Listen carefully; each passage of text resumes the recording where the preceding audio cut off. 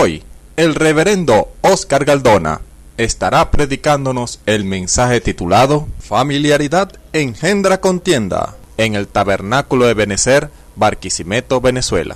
Ahora escuchémoslo mientras el culto comienza. Comienzo entonces dando lectura, Mateo 13, versos 53 al 58, y dicen así: Y aconteció que acabando Jesús estas parábolas, pasó de allí, y venido a su tierra, les enseñaba en la sinagoga de ellos, de tal manera que ellos estaban atónitos, y decían: ¿De dónde tiene esta sabiduría y estas maravillas? ¿No es este el hijo del carpintero? ¿No se llama su madre María, y sus hermanos Jacob y José y Simón y Judas? ¿Y no están todas sus hermanas con nosotros? ¿De dónde pues tiene todas estas cosas? Y se escandalizaban en él. Mas Jesús les dijo: No hay profeta sin honra, sino en su tierra y en su casa. Y no hizo allí muchas maravillas a causa de la incredulidad de ellos. Vamos a orar. Padre nuestro, una vez más hemos abierto tu palabra. Pero Señor, tú sabes que en este tiempo lo estamos haciendo en la confianza del cumplimiento de tus promesas, que son sí y amén en Cristo nuestro Salvador. Tú has dicho que tu Espíritu nos sería dado para guiarnos a toda verdad, o sea, a la verdad de tu palabra. Así que en esta mañana, Señor, te rogamos que desciendas sobre este grupo de tus hijos y nos permitas ahora recibir la guianza y dirección de tu Espíritu en la verdad de tu palabra. Y que la enseñanza esta mañana, Padre, ayúdala para que sirva nuestras vidas y nos nutra en el Espíritu, y así nos permita dar un paso más hacia estas avenidas de ascensión, hacia donde vamos en el conocimiento de nuestro Señor y Salvador Jesucristo. Tómanos pues ahora, que nuestros sentidos sean abiertos y nos sea dado ahora mismo espíritu de sabiduría y de revelación para conocer esta tu palabra. Te lo pedimos en el nombre del Señor Jesucristo. Amén y amén. Entonces el tema que quiero desarrollar es la familiaridad engendra contienda. Del pasaje que ya hemos leído, ahí está un caso clásico. Los hermanos del Señor y la gente alrededor de él, de la familia que le conocía, decían: ¿No es este el hijo del carpintero? ¿No es este hombre que ha vivido con nosotros? ¿No le conocemos? Conocemos hasta su mamá, que se llama María. Conocemos 4 hermanos: Jacob, José, Simón y Judas. Y aún sus hermanos están con nosotros. ¿Y de dónde saca esta sabiduría? Así que, por este sencillo relato, hallamos cómo la familiaridad engendra contienda. Y este tema, de hecho, es un problema que ha causado grandes males desde el mero principio. Parece increíble que fuera así, pero lo es, porque entendemos que entre extraños puede haber guerras y luchas porque no se conocen, pero entre los de la familia o entre los que más intimidad tienen, ahí esto es lo que nos asombra del tema. Entonces entramos para darnos cuenta que desde el mero principio lo hallamos así, y parecen tan natural los argumentos que se levantan, que esos argumentos y razonamientos llegan, sin embargo, a fortalecer no la amistad y la confianza, sino la contienda. Amén. Y en aquello que la mayoría puede hallar razones justificadas para argumentar y reclamar derechos, es justamente allí a donde reside el mal, por falta de revelación o por falta de la presencia del Espíritu Santo. Amén. No importa que usted diga: yo sentí que para acá y para allá. Es la presencia del Espíritu morando en usted. No es tocándolo por fuera, porque el Espíritu puede tocar hasta la burra de Balaam y hacer que hable. Estoy hablando del Espíritu dentro, morando en usted como simiente predestinada. Amén. Porque sin el Espíritu Santo, la familiaridad casi siempre engendra contienda. Ahora, vamos a ver esto a la luz de muchos hechos de la vida real y también a través de los ejemplos que hallaremos en las Escrituras. Porque por las Escrituras vamos a hallar también la clave para vencer este problema, si es que se llegara a manifestar en alguno que está al alcance de nuestra voz esta mañana. Entonces, partiendo del tema, la familiaridad engendra contienda, esa amistad cercana engendra contienda, preguntamos o averiguamos qué es lo que quisiéramos decir con familiaridad. Bueno, explicando lo mejor que podamos, es ese grado de amistad y de confianza que se halla solo entre familia. Una amistad y confianza diferente de la de los amigos y de las otras amistades. En una palabra más corta sería tratarse como familia en verdad. La familiaridad, justamente por ese trato, ese conocimiento de conocernos, de la confianza, descubre las faltas. Esa familiaridad conoce las fallas, especialmente de los otros. ¿Ve? Casi por decirlo así, entra en los secretos. Cuando hay familiaridad, pues ahí se entra en los secretos. Y la confianza hace el trato entre estas personas completamente diferente. Es pues ese grado de amistad que se halla entre la familia. Esta clase de amistad, por supuesto, más tarde llega a reflejarse entre los amigos íntimos y entre compañeros iguales, sea de trabajo o sea de suerte. De allí que se diga a veces, se tratan como si fueran familia. Está procurando pues enfatizar el hecho de que la familiaridad es el trato de mayor confianza. Siendo esto así, es la razón por qué asombra el tema del mensaje. Con todo, esta familiaridad engendra contiendas, y estamos hablando, ustedes me entienden, en el sentido natural. En el sentido natural. Porque en gente verdaderamente espiritual no podrá engendrar contiendas. ¿Cuánto me entienden? Usted y yo como seres espirituales podemos tener graves problemas, pero si somos seres espirituales, uno de los dos va a llevar la carga. Usted no va a reventar como una bomba, usted no va a reventar en ira, usted no va a reventar y ser contencioso y hablar de su hermano o de su hermano o ponerlo en mal. No, si usted es espiritual, cuando se levanta el problema, sea por pequeña falta suya o grande, o por falta o grande, pequeño o grande del otro, uno de los dos va a llevar la carga. Amén. Y sabiendo que se necesitan dos para pelear, si usted no quiere pelear, tendrá que pelear con el aire. Así que gente verdaderamente espiritual no va a envolverse en contiendas. ¿Cuánto me entiende? Porque el espíritu de la novia presente es ¿qué? El espíritu de mansedumbre y humildad. Y si esa persona contraria quiere hacer y decir, ¿cuál es el deber suyo? Simplemente retirarse, dejar que haga lo que haga lo que pueda por arreglarlo, pero si no puede, ya usted no puede hacer más. Así que es en el sentido natural a donde vemos que este tema se desarrolla. Por eso muchos del mundo que saben esto, viven en guardia.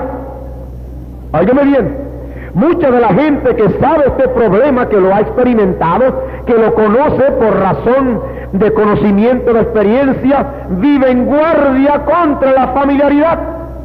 ¿Ves? Y lo vemos así manifestado entre las diferentes capas sociales. Por eso también, tanto empresas, organizaciones, cuerpos armados, ejércitos, denominaciones, viven en guardia. Viven en guardia. Es decir, hay piquetes de guardia montados contra la familiaridad. Y vamos a tomar 3 o 4 ejemplos, o 2 o 3 ejemplos, para probarle cómo esto es así. Por ejemplo, veamos cómo se ponen en guardia contra la familiaridad. Primero, vamos a tomar algo que quizás aquí la mayoría no sabe, por algunos hombres lo entienden, y lo vamos a explicar. Un ejército, cual sea en el mundo entero, ahí están todos los soldados rasos. Cuando dentro de esos soldados rasos que se tratan y ruegan y todos tienen sus cosas sociales juntos. Cuando una de esas personas llegan a ascenderlo, vamos a poner llamarlo sargento distinguido, ¿qué cree usted que hacen enseguida con él? Lo cambian de dormitorio, lo cambian de lugar. Ya él no duerme con ellos, ni se junta con ellos en sus tratos así. Ya no puede juntarse con el soldado raso, tiene que mantenerse separado. Si más tarde entre los que están ahí como sargentos o como otros de su misma categoría, llegan a nombrarlo o lo elevan a un rango de oficial, ya no puede juntarse con el sargento, ya no puede juntarse con otro de una inferior categoría. Y en cada caso de ascenso, esto es lo que es. ¿Por qué cree usted que hacen esto? ¿Qué propósitos persiguen en separar a los que van poniendo en lugares de ascenso? Es para que la familiaridad o amistad o confianza con los que ahora son inferiores no engendre contienda. Amén. Porque ya tal persona, al sacarlo del rango para ponerlo en un lugar superior, esa persona se convierte ya en su nueva posición como un líder. Y para que los demás lo tengan en su posición de ascenso, ¿qué hacen? Lo separan. ¿Cuánto me entienden? Esto es una cosa común en el ejército. ¿Para qué? Para que así le tengan el respeto, pues ya han aprendido que si los inferiores conocen de sus faltas y de sus errores, les será muy difícil mantener el respeto. No importa qué rango de altura usted tenga, al menos que sea separado de aquellos sobre quien usted está, muy pronto la familiaridad o amistad o confianza con ellos va a engendrar contienda. ¿Está claro? Estamos hablando de lo natural. ¿Cuánto me entienden? No mezclo todavía las cosas, estamos hablando de lo natural. Hallaremos así dentro de un ejército algunos subordinados, no digo insubordinados, digo subordinados, más bajos que otros, hablando del oficial. Y habrá algunos que hagan alusión que tal oficial empinaba quizás la copa con él y se emborrachaba y andaba por allá por acá, y ahora, si estuviera junto con ellos, ¿cómo puede ese tan igual a nosotros ser nuestro superior? Entonces, para evitar esto, los cuerpos armados en el mundo han tomado cuidado en separar a sus líderes y a sus superiores. Con esta medida han vencido en gran manera la tendencia a engendrar contiendas por causa de la familiaridad o de la mucha confianza. ¿Cuánto me entienden? Vamos a tomar otro ejemplo común. Una empresa, cual sea, tiene un grupo de empleados, quizás con ellos comenzó el negocio, pero hallamos que una vez que todos los empleados se familiaricen, después de un tiempo, el jefe ha mirado a algunos hombres de cualidades allí. Entonces, después de un tiempo, él resuelve promover a determinado empleado, ponerlo en una posición diferente. ¿Qué entonces cree usted que sucede? Después de un tiempo, cuando este hombre ha sido elevado a una posición diferente, que ha estado juntamente con los otros, ¿qué cree usted que es la reacción de los demás? ¿Cuál es la reacción natural? En la generalidad de los casos, y este servidor, antes de que fuera pastor, trabajé por muchísimos años en mi empresa, y esta es una experiencia muy común. Los otros empleados que estuvieron con él desde el principio se disgustan, y se ponen contenciosos contra la persona que ha sido promovida. ¿Por qué? Estos no pueden ver la razón por qué el jefe haya promovido a este hombre, pudiendo promoverlo a ellos. Entonces, ¿qué es lo que ha causado esto? La familiaridad. Amén. Porque si fue una persona extraña que le pusieron ahí, nadie le conoce, no pueden hablar nada de él. Pero como estaba entre ellos y era de los amigos y hablaba con ellos, ahora de repente lo quitan y lo quieren poner en una posición alta, ya se levanta la contienda. ¿Cuánto me entienden? Amén. Entonces, la familiaridad es lo que ha causado esto. ¿Por qué? Porque ellos le conocen muy bien. Así que en el mundo hallamos múltiples ejemplos de esta contención, que tiene su base en la familiaridad. La familiaridad, pues, esta confianza, como dijéramos, íntima, engendra contienda en el mundo. Vamos a otro más, otro ejemplo, vamos a terminar con esto. Son el ejemplo que pudiéramos tomar de las denominaciones, que quizás entre ellas nombrar a la Iglesia Católica Romana. Supongamos que en una reunión de fieles, una congregación, verbo y gracia como esta, potencialmente al mirar la congregación, sabemos que en la congregación hay potencial humano, y de acuerdo con como el que está al frente de la congregación puede ver, él sabe que hay líderes allí, hay evangelistas, y puede que haya hombres que mañana pueden ser pastores, puede que vea hombres con habilidad para diáconos. Bueno, él puede ver potencialmente ciertas cualidades que formarían a esa persona diferente por su capacidad de líder. Es un liderato nato que tienen ciertos individuos. Y en todo grupo, grande o pequeño, te encuentra eso, que enseguida que comienzan a desarrollar ciertas cosas, hay algunos que empiezan a tomar, como decimos, la batuta, y quieren adelantarse para hacer, porque es algo natural en ellos. Entonces, ¿qué pasa? ¿Qué hacen con un hombre que dentro de una congregación tiene aspiraciones y también tiene aptitud?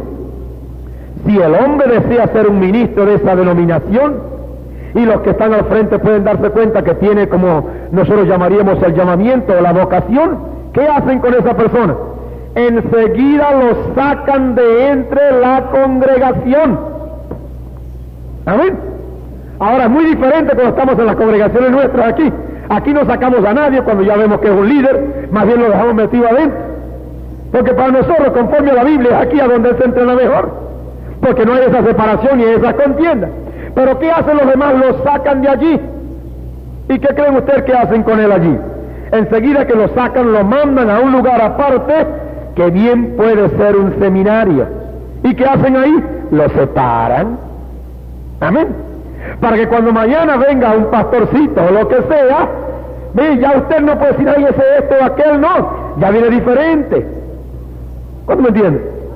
Dese cuenta que esa es la realidad, de modo que la gente de la congregación ya no puede enterarse de las faltas que ese joven tuvo o que ese hombre tuvo, ¿ve? Y mucho menos darse cuenta de su tiempo como noviciado, mientras estaba aprendiendo, que no le entraba la teología, que no le entraba la hermenéutica. ¿Ve? Nada de eso, la gente no se da cuenta de esos detalles. En ese tiempo está separado, ¿está haciendo qué? Lo tienen preparándolo. Está separado de aquellos a quienes mañana él va a venir a pastorear o a dirigir o a guiar. Amén. ¿Por qué? Bueno, esta es la manera como la gente lo tiene que hacer. ¿Ves? Entonces, esto lo practican, y estamos hablando de lo natural, por supuesto, gente que no está llena del Espíritu Santo. Porque como hemos visto, esta es la misma cosa que hacen, como dije, las empresas, y lo hace el ejército, lo hace cualquier conglomerado. Si una iglesia, dése cuenta, a una denominación, toma las costumbres del mundo, dése cuenta, ¿me están entendiendo? Si una congregación que se dice espiritual toma las costumbres del mundo, ¿ves?, para perfeccionar los suyos, que deben ser espirituales, de hecho ve usted cómo está tomando ¿qué? Las tradiciones y costumbres del mundo. Amén. Entonces, fíjese dónde vamos. ¿De dónde cree usted que se halla la base para esta separación? Estamos diciendo que el mundo la practica y que luego se infiltra entre denominaciones y grupos llamados espirituales. Ahora, ¿de dónde cree usted que tiene la base para esto? Quizás para sorpresa de muchos, este es un principio que lo hallamos justamente dentro de la Escritura. ¿Ves? Es la Biblia la que nos enseña esto. Por supuesto, como el diablo a través de todo el tiempo siempre ha torcido los planes de Dios, él lo ha torcido ahora diferente. Pero esto es algo que podemos hallarlo dentro de la Escritura, y nos bastarán pocos ejemplos para probar esto, para luego regresar a ellos y extendernos un poquito en su enseñanza. Miremos por ejemplo a José, el hijo de Jacob. Antes de que él pudiera ser usado como un libertador para Israel, ¿Qué hizo Dios con José? Dios tuvo que separar a José, tuvo que separarlo de los suyos. Y ya sabemos que la separación de José tuvo que ir a dar ¿a dónde? Allá a Egipto. Porque mientras estaba con sus hermanos, mire la lucha que había y los problemas y las dificultades. Ese muchachito chiquitico, el 11º de la familia, y mire que ahora que nosotros vamos a hacer esto y que él va a hacer aquello. Entonces esa familiaridad no podía permitir que José pudiera expresar o que ellos pudieran entender lo que pasaba con José. ¿Qué hizo Dios? Dios separó a José. Así que lo que sucedió con José, ¿te recuerdan a José diciéndole a sus hermanos, ustedes no me mandaron acá, fue Dios que me mandó para acá? Amén.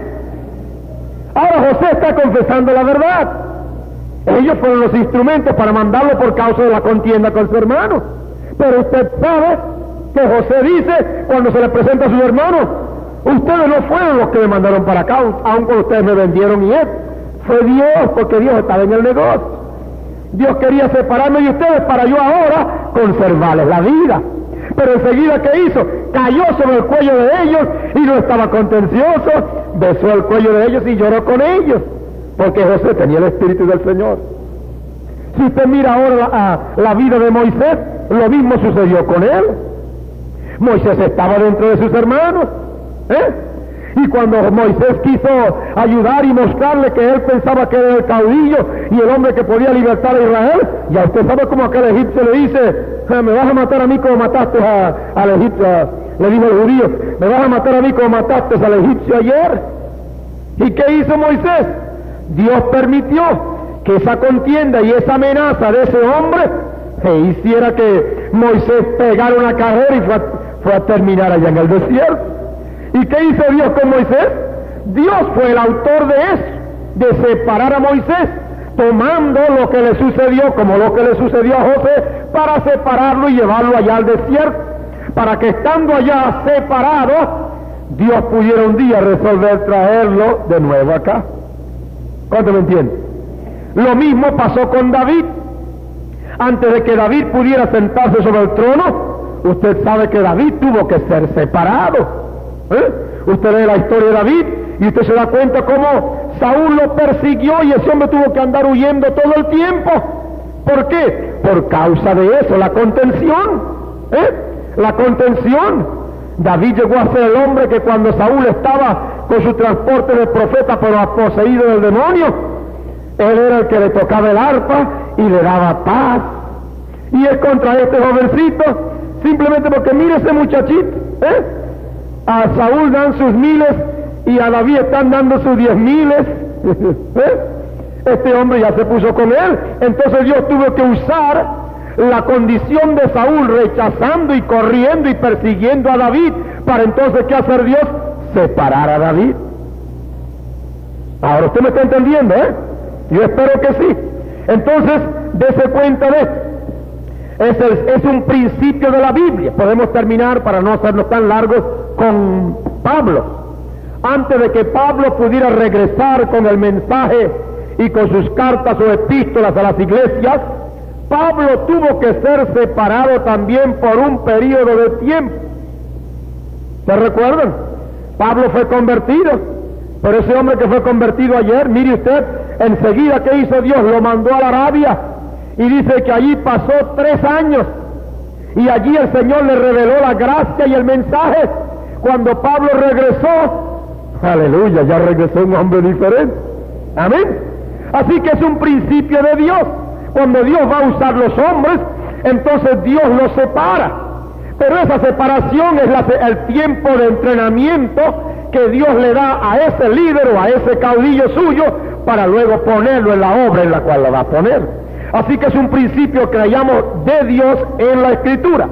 De allí lo han copiado los hombres, ¿ves?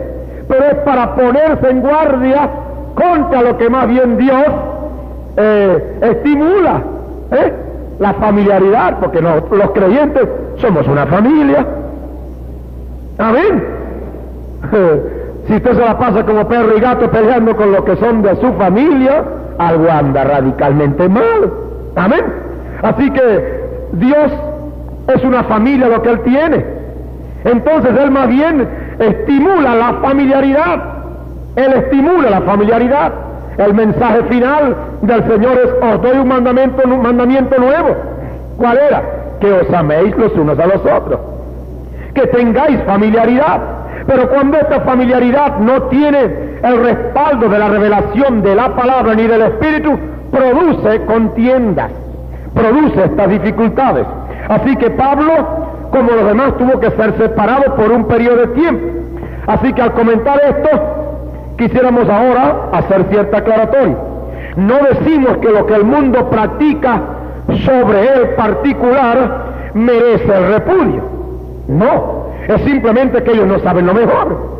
Y ellos, no sabiendo cómo hacer que un hombre sea guardado el respeto dentro de la posición elevada del otro, entonces este es el medio que ellos buscan: separarlo, para que la gente no tenga mucho contacto con él, para que no lo tutee, para que no lo tire para allá, para que no vaya a las parrandas y las cosas con él. ¿Ve usted? Para que de esa manera, cuando él se presente, lo respeten.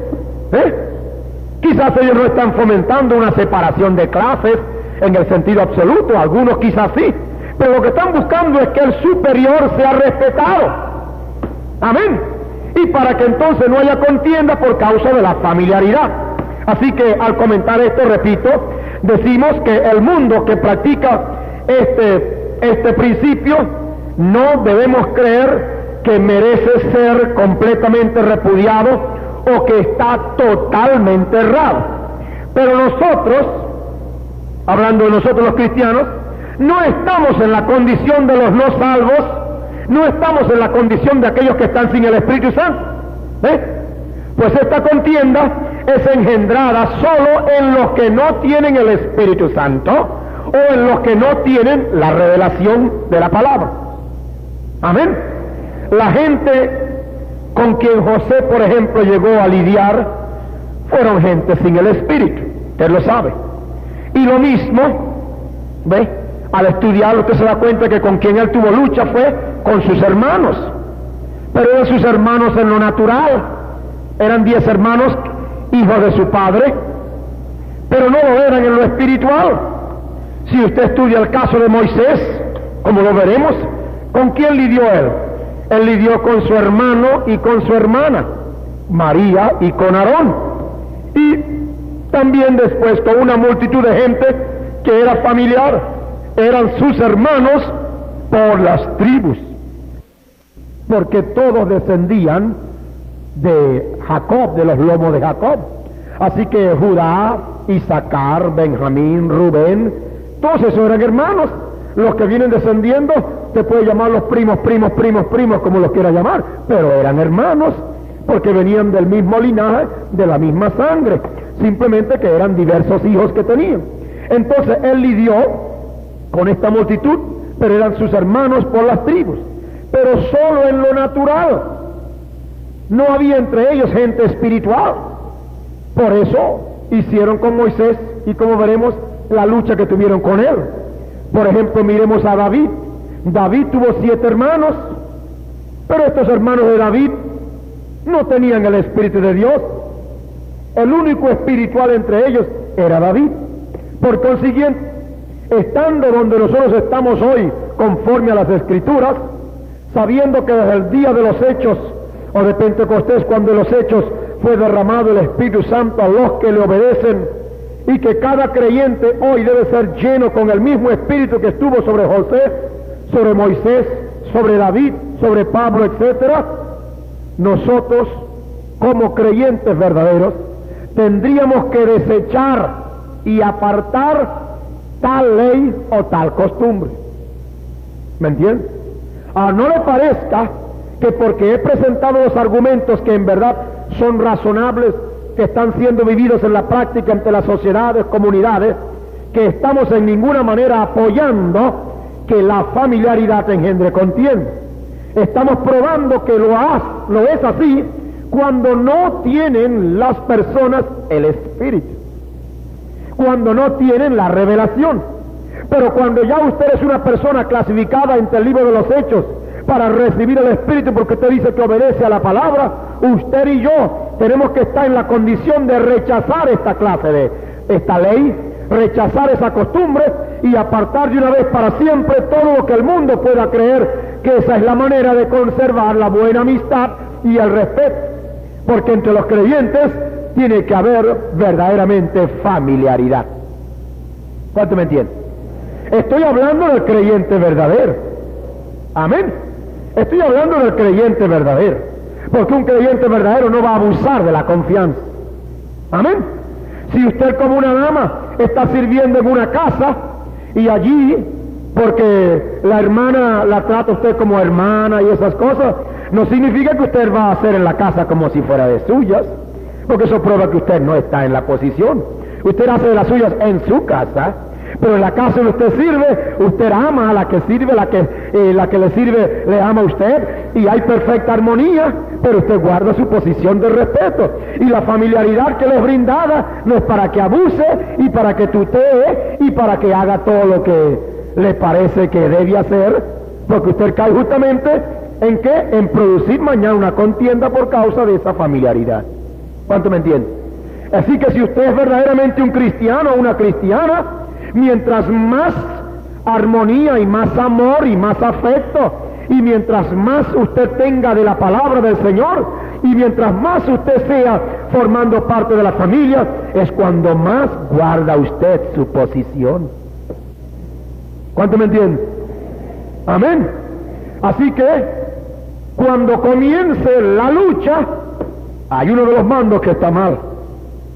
Cuando comienza la guerra, alguien anda mal, por lo cual entonces debemos guardarnos y entender que nosotros tendríamos que desechar y apartar totalmente esa ley de costumbre, porque nosotros no podíamos hallar base escritural para ejercer esa práctica entre nosotros.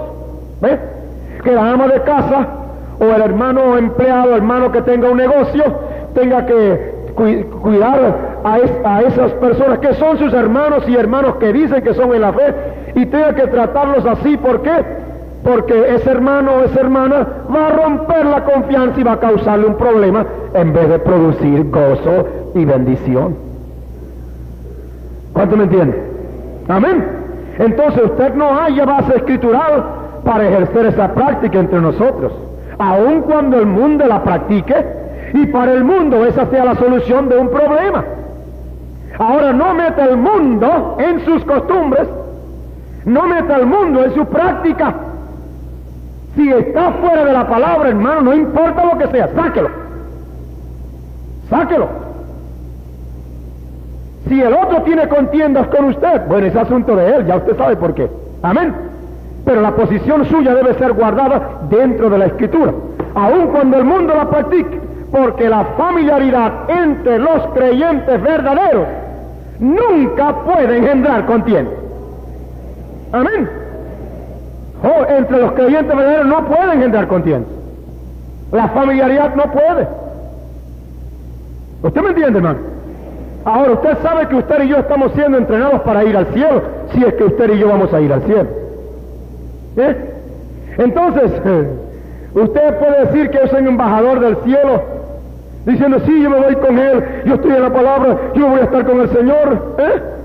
¿Qué clase de cielo es ese al que usted va, si usted aquí con su hermano y su hermana está viviendo en contienda? ¿Es que usted cree que lo que usted está reflejando aquí se va a reflejar allá? Pues si usted cree que usted va a esa clase de cielo, a usted va a mirar a su hermano y a su hermano lo va a mirar así, ¿sabe? No hay que estar muy cerquita de ellos, usted sabe, ¿no? Y usted comienza con esa separación, que es lo que usa el mundo, y usted por eso va a continuar en contiendas. Usted puede ir para algún lugar, pero menos para ese lugar donde sabemos que ahí hay amor, que ahí no hay contienda. Amén. Ahí no hay dificultades, ahí no hay lo que a usted le parece que puede tener ahora en su corazón hablando de su hermano y de su hermana. Hombre, usted es el más grande equivocado en este mundo, y a esta edad de la palabra más todavía. Usted es doblemente equivocado si usted a esta altura piensa que puede vivir de esa manera y todavía decir que se va con él. ¿Con cuál él? Mire que hay dos él. Me voy con el Señor. ¿Con cuál Señor? Porque hay el Señor Jesús, pero hay el Señor Diablo. que ese es justamente el contencioso. Ese es el que mete la guerra allí. Y si usted deja que ese señor diablo se le mete en usted y le traje contienda y dificultades, no venga a decir que usted se va con él. Eso es lo que significa que en el cielo, el día de las bodas, todo el mundo llegue allí y encontremos un hermano o una hermanita que aquí en la tierra miró a su hermana o a su hermano de reojo y allá llega al cielo, porque como el árbol cae, así se queda. Amén. Como el árbol cae, así se queda. No pierdo de vista esa enseñanza. Y como el árbol cayó así, contencioso con su hermano o su hermana, llega allá al cielo, y en lo que lo ve, el mismo choque que sintió aquí lo va a sentir allá arriba. Es muy natural. ¿Qué clase de cielo será eso? Amén. ¿Le entra esa enseñanza? Yo espero que sí. Como el árbol cae, así se queda. Eso no está escrito ahí simplemente porque Salomón le pareció decir que cuando un árbol se cayó. No, está mostrando que como el hombre muere, así es, no cambia ni un ápice, no cambia nada. Nada, lo que es aquí.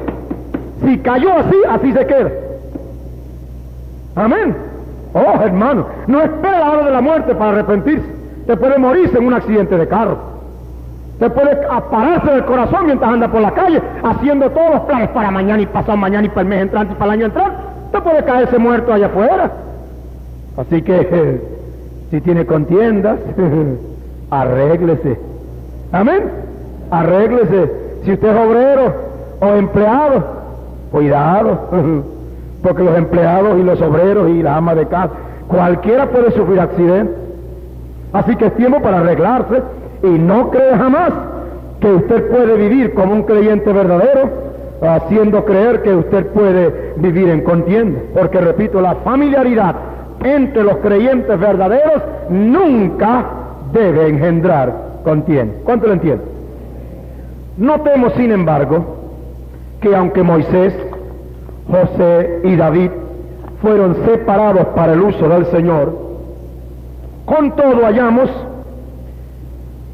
que hay contención entre la gente y la familia que los rodeó, aún después de estar separados. ¿Por qué?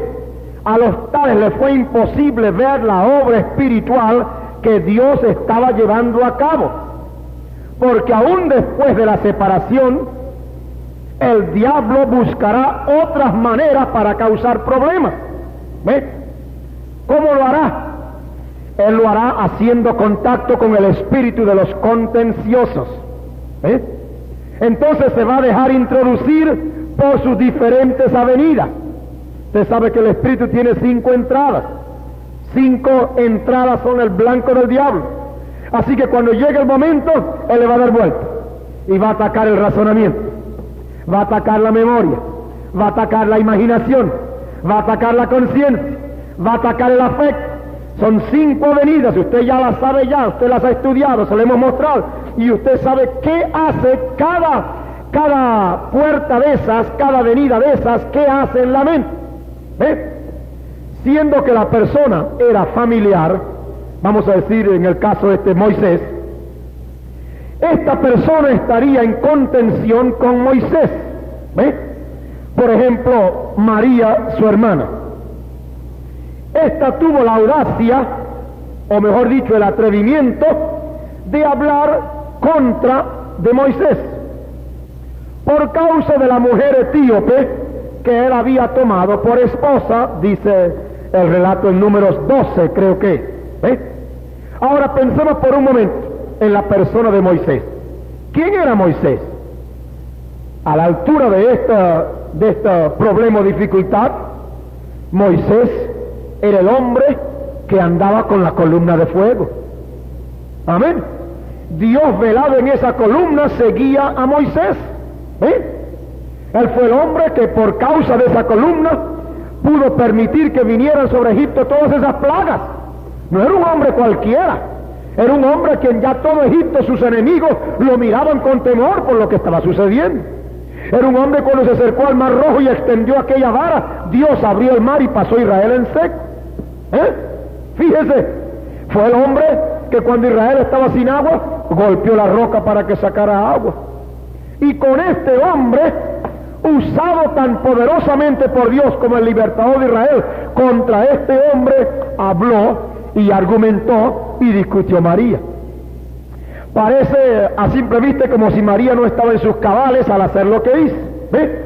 Pero el diablo, usando sin duda de la puerta del razonamiento y de la memoria, hizo que María hiciera lo que hizo.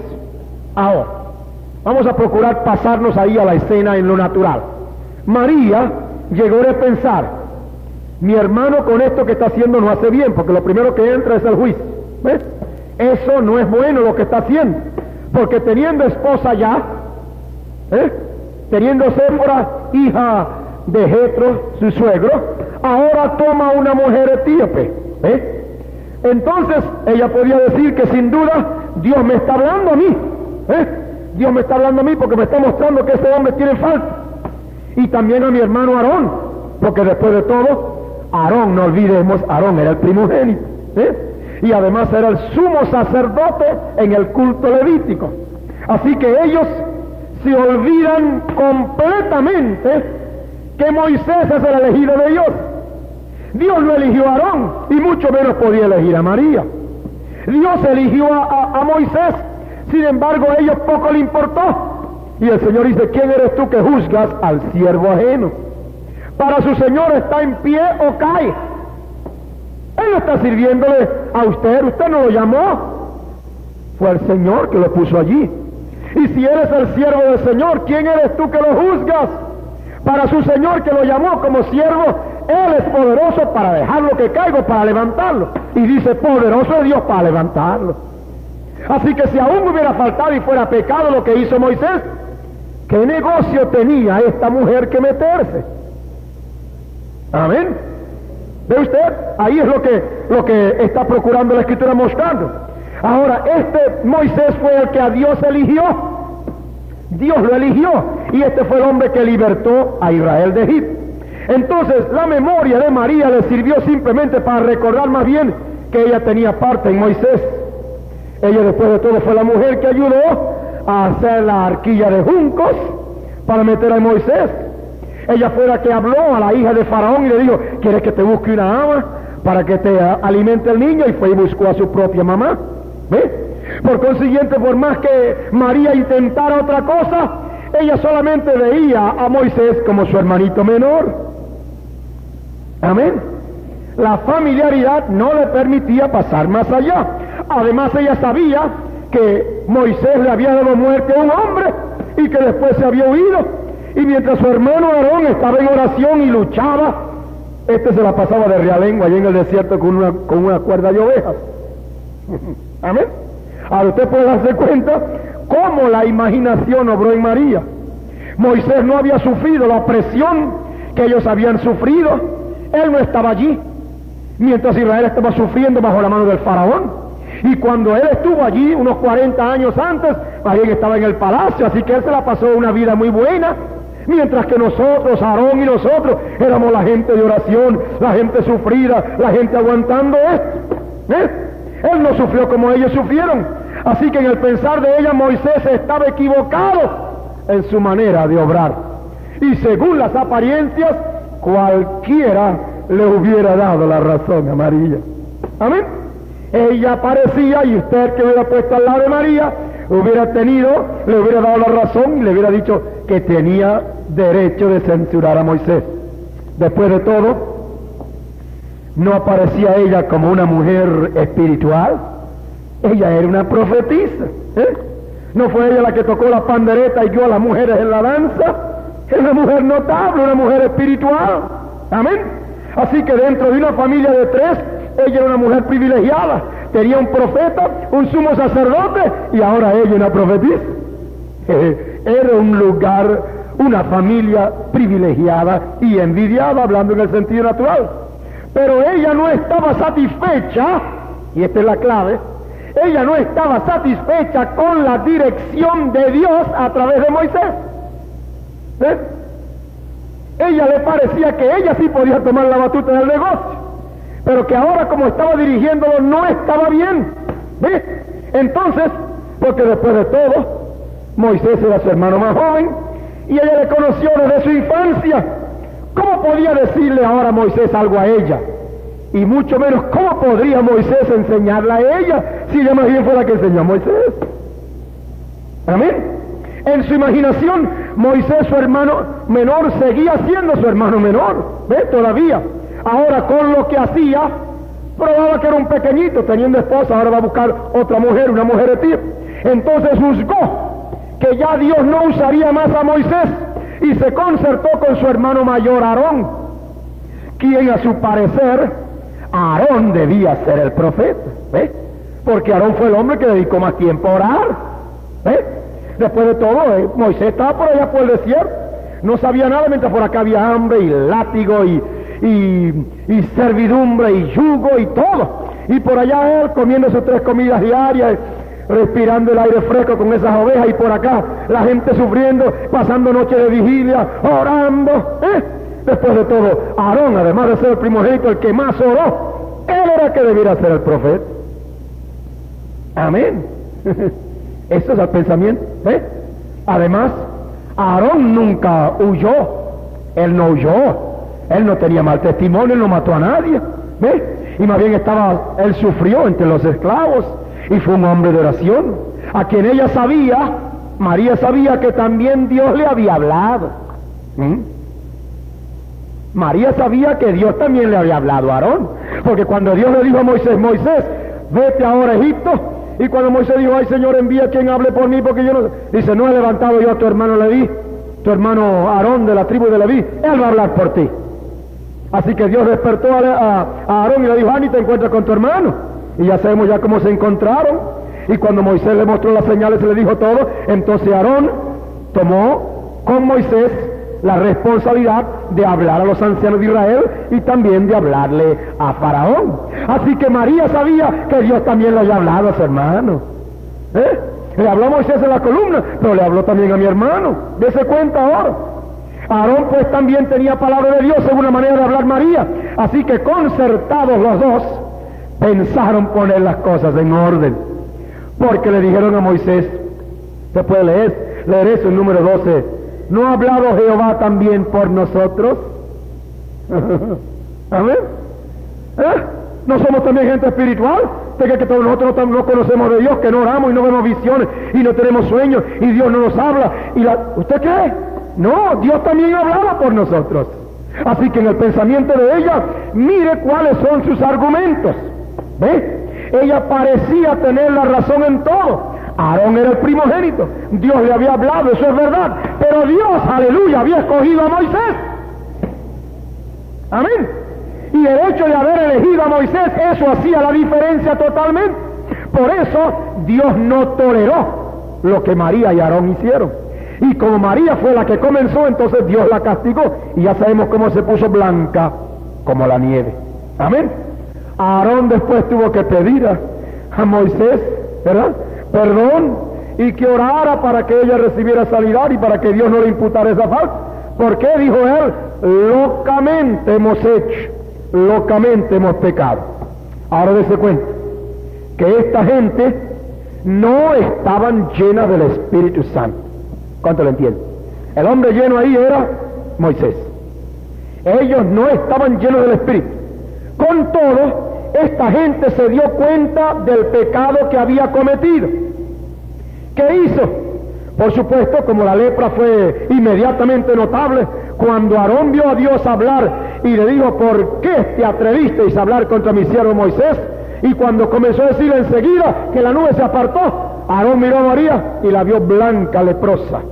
No una lepra de esa que está comenzando, es que había instantáneamente quedado en una lepra de un estado bastante avanzado. Así que inmediatamente, gente aún sin el Espíritu, fíjese, por causa de la influencia del Espíritu, esta gente enseguida pidieron perdón y confesaron su falta, se arrepintieron y fueron al que daño habían hecho buscando de él perdón. Entonces de Moisés aprendemos una gran lección. Él no se regocijó con lo que sucedió, ¿ves?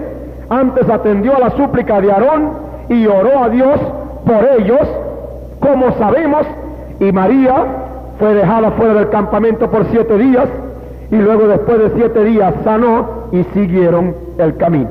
Lo que prueba entonces, por la actitud de Moisés, que Moisés sí tenía el Espíritu de Dios. La Escritura dice, con todo esto, está bien que llevara de la gente de afuera porque no le conocieron, pero justamente de la gente de su propia familia. Es el momento cuando Dios hace la separación para probar quién tiene el Espíritu y quién no lo tiene. ¿Qué dice la Escritura? Moisés era el hombre más manso de la tierra. Es en este momento, hermano, cuando la Escritura saca a relucir que cuando su hermano y su hermana, los que debieran apoyarle, los que aún si hubiera cometido una falta, buscarían la manera de levantarlo y no de echarle afuera como quisieron, no de malponerle y no de hacer con él eso para desprestigiarlo. No, debieron más bien ayudarle. Pero cuando él se dio cuenta que se vinieron encima, dice, este hombre fue cuando probó que era el hombre más manso de la tierra. No dijo ni cuío y se quedó quieto, y enseguida Dios tomó acción. Amén. Así que esto nos prueba que Moisés sí era el hombre que tenía el Espíritu de Dios. Y esta historia, el relato bíblico, es una lección que debemos aprender, pues era una familia, lo que prueba que la misma cosa puede suceder con usted, porque la familiaridad engendra contienda. ¿En quiénes? En los que no tienen el Espíritu. ¿Está claro? En los que no tienen el Espíritu. Tienen que tener el Espíritu para poder ver lo que Dios está haciendo. Amén. Ahora, mi hermano, pero yo soy un pentecostal, yo tengo tantos años que conozco al Señor, yo recibí la promesa ayer. ¿Y cómo es que usted se porta de esta manera? Y tiene contienda como su hermano y su hermana. ¿De qué le sirve que usted diga? Quizá usted no tiene el Espíritu del Señor. Amén. Porque el Espíritu del Señor es paz. Amén. Así que no vivamos engañados, puede que usted tenga otro espíritu, y esto le ayuda a despertarse a ver qué espíritu tiene y se arrepienta a tiempo, y busque a ver a aquel a quien usted quizás está dañando o ha dañado, y busque porque Él es el único que puede orar por usted. Amén. Usted traza esa línea por la Biblia y dése cuenta, el único que puede orar por usted es a quien usted ha dañado. Amén. Así que no piense decir, el hermano ore por mí. No, eso es como orar sobre un guesi que ya tiene lepra, ese no se la quita a nadie. Amén. Usted tiene que buscar que aquel a quien usted ha dañado ore por usted. Fíjese los tres hombres consoladores de Job. Mire aquel hombre contencioso contra Abraham tomándole su esposa. Ahí está, es con el hombre o la persona a quien han dañado, el único que puede orar, porque es a él a quien usted ha ofendido. ¿Dicen amén? Así que ahora veamos otra ilustración. Y estamos entrando, por supuesto, mostrando cómo esta familiaridad engendra contienda. Entramos ahora en otro caso. Es el caso de David, hijo de Isaí. Ustedes pueden anotar ahí 1 Samuel 16 en adelante, y ahí ustedes pueden ver ahí las cosas que voy a referirme ahora para no hacer mucha pausa. David tenía una familia de 7 hermanos, y él vivió en un tiempo cuando Israel pasaba por una época como la iglesia denominacional hoy está pasando.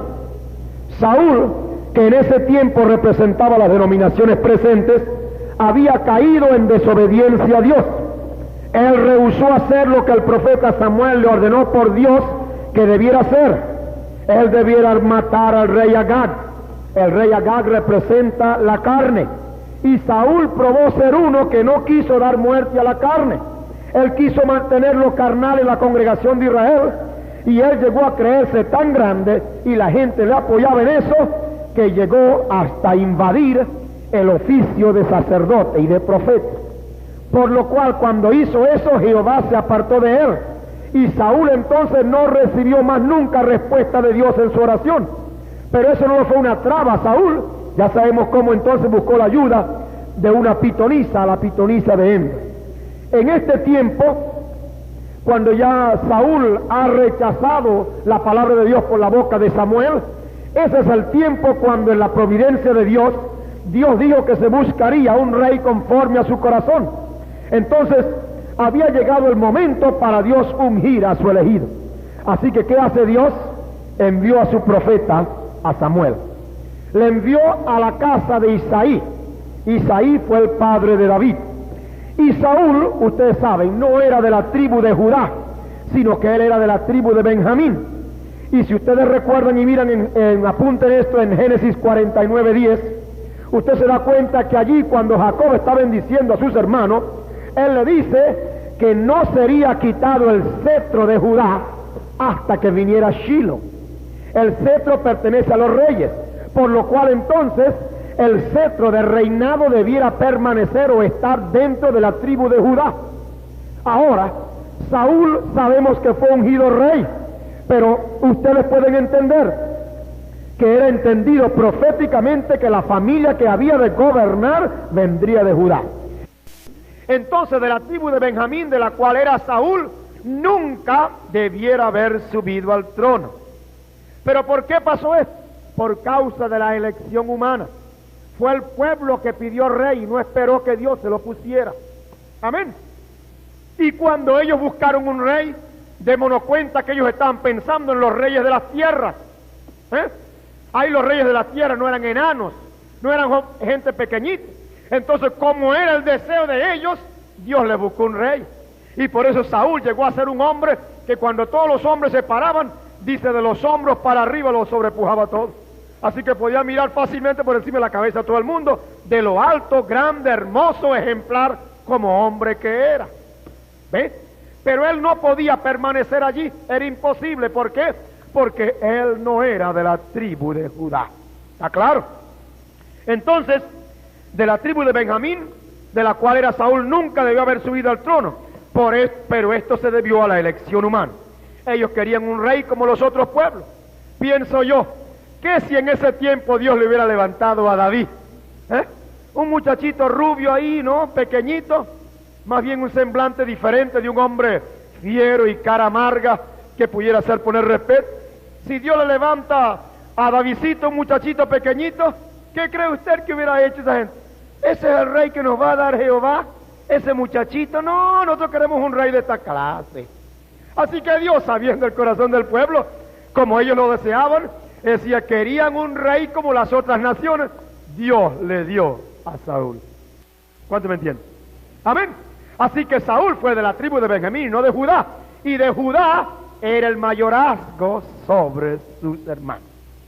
Entonces decíamos que Saúl, por venir de la tribu de Benjamín, no era llamado a subir al trono, porque no pertenecía al linaje de Judá, de la cual Dios había dicho, por la boca de Jacob, quien bendijo a las tribus, o a las cabezas de tribus, que no sería quitado el cetro de Judá. Pero fue la elección del pueblo que hizo eso. Pero en su tiempo, Dios entonces se dispuso a elegir al suyo, que era David. Así que cuando llegó ese tiempo, Dios envió a Samuel a la casa de Isaí, que era el padre de David. Y Samuel salió con el conocimiento de que iba a ungir a uno de la tribu de Judá como rey. Así que al llegar allí a Betlehem, la Escritura nos dice que invitó al pueblo y también invitó a la casa de Isaí y los santificó para que estuvieran en el sacrificio. Podemos por un momento pensar ahora los pensamientos que vinieron a Isaí como padre. Samuel, el gran profeta, el hombre a quien el pueblo le tenía temor, porque ni una palabra había dejado Dios caer de las palabras que habló Samuel. Así que la gente estaba temerosa y no sabía a qué venía Samuel. Cuando Samuel anuncia que viene, llama a Isaí, le dice, hay que santificarse porque Dios me ha enviado a ungir a uno de tus hijos. Podemos pensar el pensamiento de Isaí. Uno de sus hijos había de ser el rey. Amén. Nos imaginamos entonces a todos los hijos listos, vestidos con la mejor vestidura, ¿verdad? Y cada uno ahora dispuesto a pasar por frente de Samuel, para que entonces Dios le dijera al vidente, úngeme a ese o úngeme a aquel. Entonces, ustedes leen eso en 1 Samuel 16, encuentran que viene Eliab, el mayor, y pasa por el frente, y cuando Samuel lo ve, dice, hablando en la carne, hablando en lo natural, un hombre, aún como profeta, mientras usted no tenga revelación de Dios, ve cómo usted puede errar. Amén. Entonces fíjese, tan pronto como Samuel lo ve, dice, aquí el ungido de Jehová. Seguramente que vio un hombre de porte tremendo, parecido a Saúl. Era el primogénito, la fuerza de la vida de Isaí. Así que se debió haber sido un muchacho tremendo y grande. Y cuando lo vio Samuel dijo, este es el ungido de Jehová. ¿Ves? Pero enseguida el Señor le dijo a Samuel, te equivocaste. Tú has hecho hoy como hacen los hombres. Mira lo que está por fuera y con lo que está por fuera así lo juzgas. Mas Jehová mira el corazón. Ese no es. Debió haber sido un golpe para Samuel y para Isaí ver que su hijo mayor pasa. Entonces enseguida después Isaí le presenta, este es mi segundo hijo, Aminadab. Le dice, lo rechazo, tampoco lo he recibido. ¿Ves? Viene el tercero, Sama, y pasan a Sama y pasa por delante, tampoco es. Entonces Isaí pues se apresura y pasa al cuarto y al quinto y al sexto y al siete. Y dice, ninguno de estos ha elegido al Señor. Amén. Había que pensar un poquito, ¿no? Ahora dése cuenta de la historia. Los 7 hijos de Isaí están ahí frente, pasan y él no ve a ninguno de ellos que sirve. Imagina a Isaí diciendo, ¿no será que el profeta se habrá equivocado? ¿No será que le dijo que este era? ¿Y por qué dudar lo que los hizo volver a pasar otra vez? Uno tras otro. Y yo, no, ninguno de esos es. Entonces, Isaí debió estar un poquito descorazonado. El profeta le dice que viene a ungir a uno de sus hijos como rey y que ahora pasan los 7 hijos y a ninguno de ellos lo es. ¿Se habría equivocado? No. Pero Samuel no tenía orden de ungir a ninguno de esos. Entonces, a la altura de nuestro mensaje, se puede dar usted cuenta ahora de la posición en que tenían a David. Amén. ¿Cuánto me entiende? ¿Era David hijo de Isaí? ¿Se da usted cuenta la posición en que tenía la familia a David? David ni siquiera fue considerado un candidato. Todos los demás hijos estaban allí y por lo visto nadie le echó de menos. Nadie le echó de menos. Y mientras todos estaban a donde la bendición debía estar, él ni siquiera fue noticiado y mucho menos invitado. Pero bendito Dios, el profeta no estaba satisfecho. Y el profeta dice, se han acabado los mozos, es que no hay más hijos tuyos, nomás que 7 tienes. Ay, es que ahora es que me recuerdo. Y entonces cuando se recuerdan los demás también, porque David no estaba en la noticia. Ah, sí, nos queda uno por allá, uno el último chiquitico, medio sucio allá, el que cuida las cabritas. Ellos pensaron tan poco de David que no fue tomado en cuenta para ser invitado. Ahora vamos a imaginar la escena otra vez. Samuel, el más grande de los hombres de Israel, con la ampolla de aceite y la orden del Señor para ungir a uno de los hijos de Isaí, y esta familia ni siquiera le notifica a David como hijo que debiera estar presente. Aunque sea, métete en la cocina y por si acaso. Amén.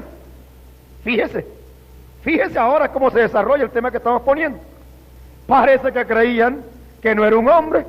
Y por supuesto, al contemplar a Saúl, le parecía que David, no, ni hablar de David, un muchachito, ¿qué va a servir ese para rey? Si de un hombre se trataba, debiera ser un hombre grande en proporciones. Y si venía a ungir a un hijo de Isaí, tenía que ser Eliab o Aminadab, ¿ves? O cuando menos Sama, el tercero en orden, porque eran hombres grandes. Ellos después se enrolaron en el ejército de Saúl. ¿Se da usted cuenta? Si de un rey se trataba, pues tenía que ser así. Pero no era así con Dios, porque Dios no mira la apariencia externa, sino lo que está dentro del corazón. Démonos cuenta que David hubiera seguido en el corral con las ovejas si no hubiera sido porque Samuel el profeta les dijo, envía por él, porque no nos vamos a sentar a la mesa hasta que ese que ustedes tienen por allá en el corral de las ovejas apartado y olvidado y no han tomado en cuenta, hasta que ese no venga, no nos podemos sentar a la mesa. Aleluya. Amén. Esto prueba, hermanos, que ninguno otro lo hubiera invitado. ¿Se da usted cuenta? Ninguno otro lo hubiera invitado. Pero ahora, recuerde, Samuel es un profeta de Dios. Y como profeta, él está hablando la palabra de Dios. Entonces, si Samuel como profeta con la palabra de Dios, él llamó a David, ¿quién llamó a David? Dios estaba llamando a David. ¿Ve la diferencia, mi hermano? ¿Ve usted la diferencia? Es Dios llamando a David. Así que después que se presenta, Jehová dice a Samuel, en lo que lo ve, quizá ni le daría tiempo de lavarse y vendría quizás hasta un poquito hediondo a chivo y a oveja, ¿verdad? Pero cuando lo ves, le dice el Señor, levántate y úngemele que este sí es. Amén. El despreciado, el que no estaba tomando en cuenta, de que los hermanos ni siquiera miraban, ni el papá lo tomaba en cuenta. Ese es el que Dios dice, levántate Samuel, profeta mío. Ese es, este sí es el que va a ungir. Ahora, todos sus hermanos presenciaron el fallo de Dios sobre David, su hermanito, por el profeta. Así que desde ese momento el Espíritu de Dios vino sobre David. Y tanto Eliab como Abinadab y los demás se dieron cuenta de lo que había sucedido, como el profeta de Dios ungía a David. Es posible, me imagino que algunos podían preguntarse, ¿estarían ellos dispuestos a honrarle? La Escritura prueba que no estaban dispuestos a honrarle. Lo cierto es que David volvió otra vez ¿a dónde? A su labor. Dios le ungió, y aunque ya lo ungió como rey, no sabemos qué palabras usó Samuel. Quizá le dijo, en el nombre de Jehová y conforme palabra que él me ha dado, él me ha enviado. David, eres tú rey de Israel. Pudo haber sido, pero David enseguida siguió sus labores. Fue a cuidar de sus ovejas, porque él era un pastor de ovejas. En esa ocupación estaba cuando lo mandaron a llamar, igualito como cuando estaba Moisés ocupado en las ovejas de Jetro, su suegro, cuando Dios lo mandó a llamar. Así que Dios sabe entrenar a los suyos. David entonces no se aventuró para forzar el lugar del rey. Él no fue que a Saúl y le dijo, mire, Samuel me ungió como rey, así que dame ese lugar. Él no hizo eso. Era un hombre con el Espíritu de Dios. Así que, ¿qué haría David? Esperaría el tiempo de Dios. ¿Ve? Esa es una de las cosas, que la gente espiritual siempre esperará el tiempo de Dios. No es ser espiritual hablarlo, no, es manifestarlo por las obras. Pero antes de que llegara ese tiempo, David necesitaba un tiempo de entrenamiento. ¿Y con quién lo estaba entrenando Dios? Con las ovejas. Hasta que la situación se levantara y Dios lo enviara al frente de la batalla. Entre tanto, Eliab, Abinadab, Samma y otros hermanos de él se enlistaron en el ejército con Saúl. Y pasaba entonces Israel por una tremenda crisis, porque los filisteos habían invadido la tierra y estaban en guerra contra Israel. Y ya sabemos lo que estaba pasando en ese tiempo, y los filisteos estaban jugándole una trampa, un truco a Israel, y le presentaron a aquel hombre grandote, el gigante Goliat, que los desafiaba y los amenazaba, y les decía de todo. Durante ese tiempo, Dios estaba entrenando a David, ¿ves? Y Dios le estaba enseñando y le estaba fortaleciendo, y le dio fuerzas y habilidad hasta para matar un oso y para matar un león. Ahora, usted sabe, hermano, un oso tiene la fuerza, él puede romper una persona así. Un oso es como un gorila de fuerte. Y un león, ya usted sabe, es el rey de la selva. Cuando ese animal agarra con las quijadas y mueve con el pescuezo, el cuello así, es una cosa tremenda. Y este muchachito, de la cual algunos creen que lo que tenía eran 17 años, este muchachito joven, rubio, ¿verdad? Semblante rarito, ¿verdad? Más bien un jovencito, ya había matado un oso y ya había matado un león. Usted lo mira en lo natural y es extraordinario, no obstante que mostraba la figura espiritual detrás. Así que David, a esta altura, ya está listo para la batalla. Así que mira, todo el mundo está acobardado ante el gigante. Dios llama a David de entre las ovejas. Y Dios hace que su padre Isaí, recordando a sus hermanos allá en guerra, enviara por él, para él enviarlo a sus hermanos para que les diera una palabrita de aliento, les llevara alguna comidita, etcétera, porque estaban en la guerra. Ahora, dése cuenta que la situación y el tiempo tienen que llegar. Usted y yo no podemos forzar situaciones como no lo hizo David. Es Dios el que lo hace todo. Así que Dios lo llamó, Dios lo eligió, Dios lo entrenó, y ahora es el tiempo para que vaya en misión de Dios. Mientras Israel está turbado, Saúl tiene encima el peso de la armadura denominacional. Ese obispo estaba todo acobardado ahí, llevando todo y sin saber qué hacer, y sobre todo ante las amenazas de Goliat. Ese ejército de hombres estaba ahora ahí atrincherado, y mientras estaban ahí atrincherados y ese hombre se salía a hablar, todo el mundo temblaba. Se presenta Davidcito allá caminando allá, mirando. ¿Y qué es eso que pasa? Porque él se dio cuenta que había como una algarabía en el campamento.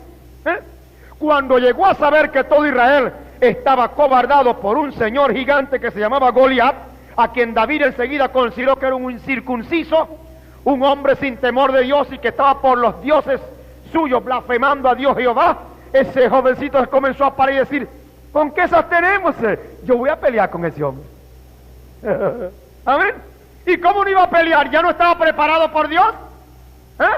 ¿Ya?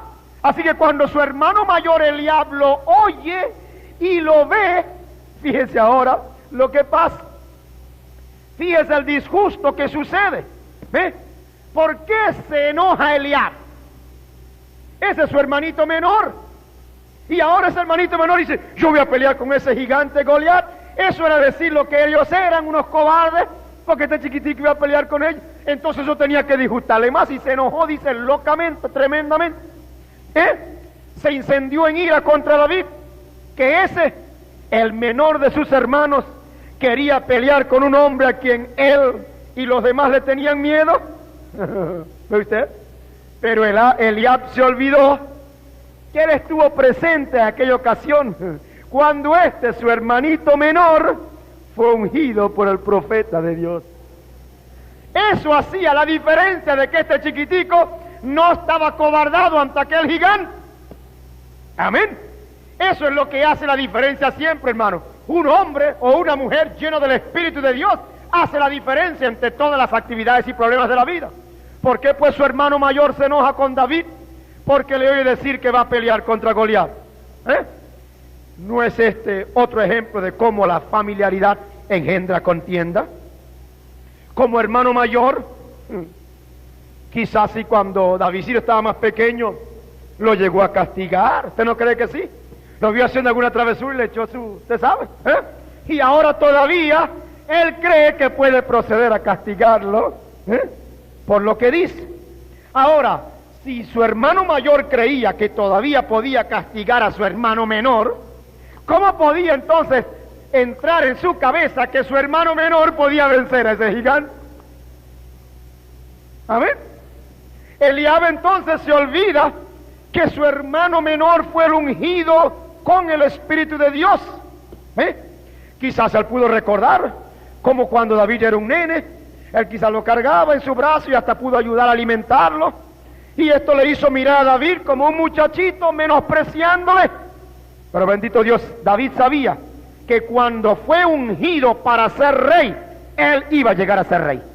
Por eso él tenía confianza para enfrentarse al gigante.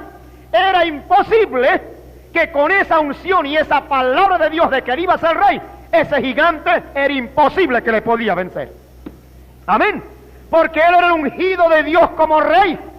Y David creyó a la promesa que Dios le hizo a través de Samuel. Pero los que no eran espirituales no la creyeron y no le dieron importancia. Porque si lo hubiera creído, le hubiera dicho, hermano, estás cierto, estás con el Señor te lo ha revelado. No, lo que hicieron fue menospreciarlo. Y él quiso ahí avergonzar a su hermanito. Pero es que estaba en juego su propio orgullo y su propia calidad de hombre, cobarde, sin ser espiritual, sin unción, sin la palabra, olvidadizo. Pero David no podía olvidarse porque su suerte estaba echada. Amén. Así que fíjese ahora, fíjese cómo esta familiaridad que trajo esta contención se siguió manifestando ahora. Entonces Eliab, fíjese, no pase por alto las letras. Le pregunta a David, ¿para qué has descendido acá? Él demanda una respuesta ahora, es el hermano mayor y tú eres el pequeñito. ¿A qué has venido para acá? Tienes que darme una respuesta. ¿Con quién has dejado aquellas pocas ovejas en el desierto? ¿A quién se las dejaste? Eso fue lo que mi papá te puso a hacer allá. No estamos aquí en guerra. ¿Tú con quién dejaste? Yo sé tu soberbia, que en otras palabras, yo sé tu orgullo. Estas palabras quizás se refieren al orgullo natural de David por haber sido ungido. Amén. Porque imagino que hizo impacto en David. Todo esto hizo que ellos se enojaran con él. Pero Dios estaba agradado con David. Porque Dios, antes de que David naciera, Dios dijo que iba a tener a uno conforme a su corazón. ¿Cuánto me entienden? Él iba a tener uno conforme al corazón de Dios. Así que todo esto hizo que ellos se enojaran.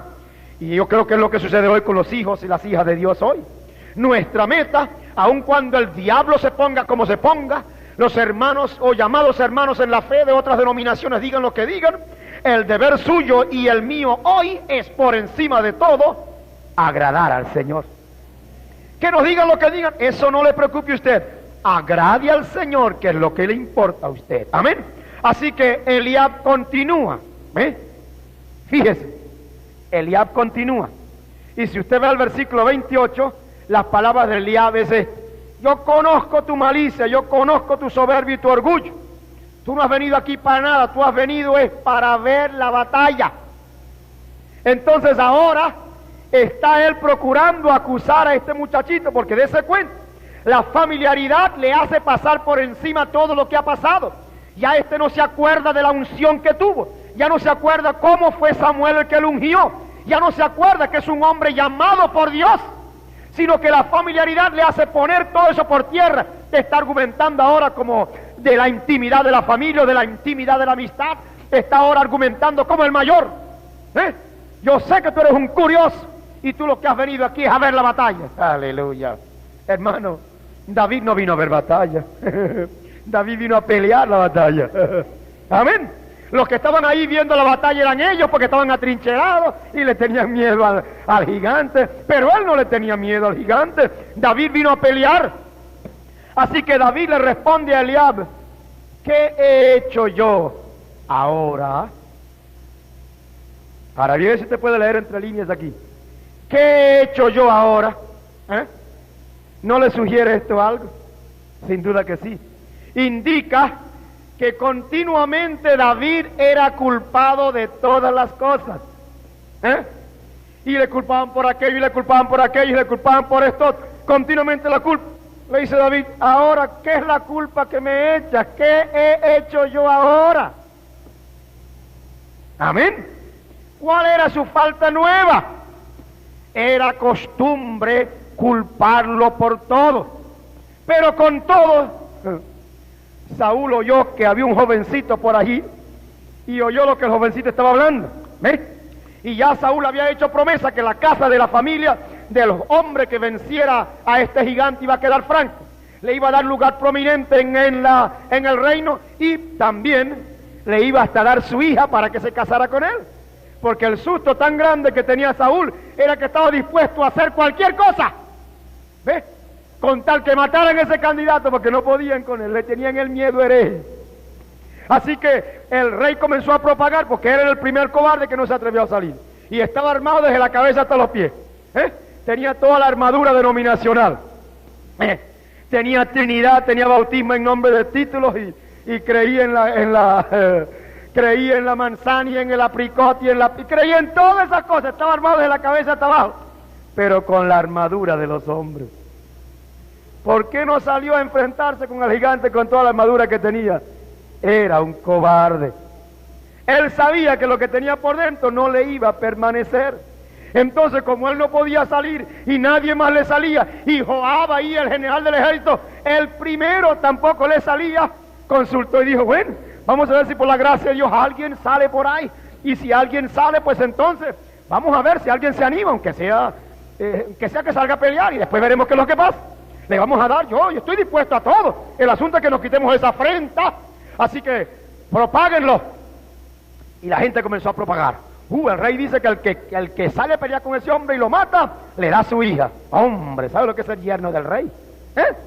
Y además de eso le hace la casa franca, no tendrá que pagar ni derechos, ni impuestos, ni nada. Y luego lo va a ascender, porque si sale a vencer a ese hombre, tendrá que ocupar un lugar muy importante en el ejército. Así que todo el mundo miraba, oía, sabía, pero ni uno se atrevía a decir. Ahora este chiquitico dice: este es el hombre a quien le tiene miedo a Israel, y ustedes los soldados, en vez de salir afuera, pero están todos aquí metidos atrancherados aquí. Si a mí me dan la oportunidad, yo peleo con ese hombre. Y lo volvió a decir por allá, y lo volvió a decir por acá. Y como por supuesto todo el mundo lo que quería era quitarse encima esa afrenta, llegaron allá Saúl. No sabe Saúl, por ahí está un muchachito, por ahí jovencito, chiquitico. No sabemos qué tiene, pero dicen que si lo dejan pelear con el gigante, lo mandó a buscar. Y entonces se lo presentan, y ahí está. Y Saúl enseguida, cuando lo ve chiquitico. Saúl es un gigante, quizás tiene como 2 metros de alto, y ve a este muchachito que tendrá quizá unos 50, unos 60, y le dice, ¿tú vas a pelear con ese hombre? Y en vez de animarlo, aunque se muriera David por allá, en vez de animarlo, le dice, ¿tú vas a pelear contra ese hombre, con ese filisteo? Ese es un hombre de guerra desde su juventud. Bueno, si te decides a pelear, ven para armarte. Ven para armarte.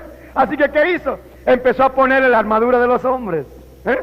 Y como él era el obispo que estaba ahí sentado y no se podía mover de donde estaba, entonces resolvió empezar a armar a David. Y le dio unos credos y dogmas y tradiciones de hombre y empezó a ponérselas encima. Y cuando David empezó a sentir que esta cosa le decía a peso, yo nunca he usado esto. Y con la misma que se lo puso, la tiró al suelo. Amén. No, yo no me acostumbro con esa cosa de tradiciones de hombre. Si es palabra de Dios, es palabra, pero esta cosa no. Él estaba acostumbrado allá en el desierto, sin esos corotos puestos encima. Eso más bien le estorbaba. Amén. Es cuando la gente se acostumbra a echarse esos peroles encima, cuando le parece bien. Pero cuando usted no está acostumbrado a lo que se la pone encima, empieza a sentirse que el cuerpo no está bien. Así que una vez se lo pusieron y se los quitó encima y dijo, no, yo nunca he acostumbrado con eso. Yo allá me encontré con un oso y yo no tuve necesidad de eso. Con la mano limpia lo liquidé. Y después me salió un león y también lo liquidé. Y cuando uno de ellos se me venía, lo agarraba por la quijada y por los bigotes. Le decía, o me la dejas o... Y lo demás tenía que saberlo el león, porque o le soltaba la presa o lo liquidaba y se lo mataba. No dejó de que Saúl mirara. Ese muchachito como que o está del otro lado o alguna cosa le pasa. ¿Ves? Ese muchachito peleó con un oso y peleó con un león y los mató. Igualito. ¿Se vio usted cómo mira a la gente cuando le dice que usted ha entrado en las profundidades de las cosas del Señor? Ese muchachito del campo que no ha estado en los seminarios, ese que nunca ha estudiado la palabra, ahora nos va a enseñar a pelear. Pues bendito Dios, para eso lo mandó Dios, para enseñarlo a pelear. Porque todos ahí eran unos cobardes. Decían que eran del Dios del ejército de Israel, del Dios Jehová, el Dios que hizo los cielos y la tierra. Y ahí está un incircunciso Goliat filisteo. Cobardes. Así que David entonces se quitó toda esa perolera. No, yo nunca probé con eso. ¿Con qué te defenderás? Con lo mismo que me defendí contra el oso y contra el león. Este incircunciso será como uno de ellos. Así que David salió en el nombre de Jehová y se fue al arroyo, se arrodilló y le dijo, Señor, voy en tu nombre. ¿Qué cojo? 5 piedrecitas te bastan y es por si acaso. Una sola vas a necesitar. Así que salió a enfrentarse con el gigante Goliat. Y cuando el gigante lo ve, está esperando que Israel le mande un hombre semejante a él. Porque si le manda un hombre semejante a él, el diablo que estaba detrás de Goliat, que era el que proponía esas vestiduras y esas cosas, él sabía que se lo iba a comer con la misma cosa que le estaba poniendo. Así que cuando él ve que en vez de mandarle un hombre igual con él para comérselo, le manda un chiquitico, entonces parece que algo le pasó serio por él. Lo miró y dice, yo he pedido que me manden uno, me manden es un muchachito como ese que parece un perro, acércate que te voy a dar la carne para que te coman las aves del cielo. Y la soberbia y maldijo a David por su Dios. Se le dijo, ¿con qué hacía la cosa? Tú vienes con espada y vienes con todo ese almete puesto y todas esas cosas. Yo te dejo eso a ti, yo vengo en el nombre de Jehová. Aleluya. Y se dejó venir, hermano. Y cuando aquel hombre comenzó a bufear y echar espuma por la boca, David le dijo, ya te voy. Y no echó para atrás, sino que le fue adelante con la onda y en lo que hizo así la soltó. Una sola piedrecita bastó. Se la hundió en la sien y ahí hallamos a David probando a todo Israel que él era el verdadero libertador. ¿Por qué? Porque él había sido el escogido de Jehová. Él era el ungido, hermano, eso hace la diferencia. Que el hombre sea llamado por Dios. No importa lo que piensan de él, no importa lo que la familiaridad puede traer, eso no me preocupa nada, lo que interesa es que en verdad sea ungido de Jehová. Amén. Así que, fíjese, entonces mató al gigante. Y David así trajo liberación a sus hermanos, a su familia y a todo Israel. Así que tal como fueron Moisés y José, así también lo fue David. aun cuando la familia no los entendió, porque en lo natural no podían más que ver a una persona que había sido tan conocida y que podían juzgar. ¿Ve usted? Pero no olvide, es lo que Dios hace con la persona lo que tiene valor. Con todo, Dios usó a estos hombres para liberación. Y no siempre tenía que ser el primogénito de la familia. David era el menor, era el octavo, sus 7 hermanos y él era el octavo. Moisés era el menor, era el tercero. Aarón, María y Moisés. ¿Ve usted? Y aún José, el otro caso que queremos presentar a otra, él fue el penúltimo, porque él fue el 11º de la familia. Él vino por Raquel, ustedes saben eso. Estos 3 hombres fueron 3 tipos de Cristo. Y hallamos que como tipo tenía que sucederle lo mismo que le iba a suceder al prototipo. Si ellos eran tipos de Cristo y Cristo fue rechazado, era muy lógico que los tipos tenían que ser rechazados. Por eso Moisés, José, David, los 3 fueron rechazados. José fue rechazado por sus hermanos. Él fue, dije, el 11º. Él fue el primero de Raquel. Jacob amaba a Raquel porque era su esposa legítima, auténtica, por quien él trabajó 7 años, pero a quien Labán, su tío, lo engañó y le dio a Lea. Entonces él amaba a Raquel como su esposa y hubiera vivido con ella solo como vivió Isaac con Rebeca. ¿Ve? Pero ya sabemos lo que pasó. Ahora Raquel era estéril. Sin embargo, después que él oró, de ella nació José. Y nació José un profeta, un hombre con sueños, con visiones y que profetizaba. Ahora veamos la vida de José. José tenía 10 hermanos mayores que él. Él era en cierto sentido el nene para los demás. Pero Jacob, por cuanto amaba a Raquel su mamá, y José llegó a ser su primogénito en Raquel, entonces Jacob quiso mostrar el amor que él tenía para con Raquel y para con José, y entonces le daba a José de lo mejor. Ya sabemos de esa historia, cómo aún lo diferenció en la manera como lo vistió. Eso hizo que sus hermanos, como sabemos, lo aborrecieron. Tanto así que cuando él les narró sus sueños y las visiones, ellos comenzaron a hacer planes hasta que al fin ya sabemos que por poco no lo matan. Así que aún su padre y su madre no pudieron recibir los sueños de José como reales. ¿Por qué? Este muchachito, el último de la familia, apenas es tan pequeñito. Mire, su hermano mayor Rubén quizás tenga 30, 35 años. Y Simeón tiene quizás 25. Y Leví quizás 20. Y Judá quizás otros 20 años. Y este muchachito ahora sale con eso. Ellos no podían imaginarse, ellos no podían aceptar que este muchachito que está allí hablando de las cosas de Dios podía ser lo que era.